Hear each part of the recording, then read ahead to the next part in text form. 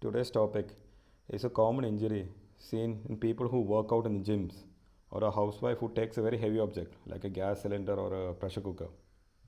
There will be sudden pain on the inner side of the wrist. Now, as we know, we have the main joint which helps in this motion. We have a smaller joint here which helps in twisting. Now, any damage to this joint will cause a sudden sharp shooting pain, and the reason is when the hand goes in this direction when lifting weights. This is not a good position to be in, especially in loading. What happens is these two edge bones they jam against each other.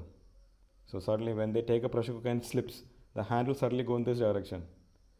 Or when they're lifting weights, and especially the weight is very high, there's a tendency of the wrist to deviate like this, which is not very healthy.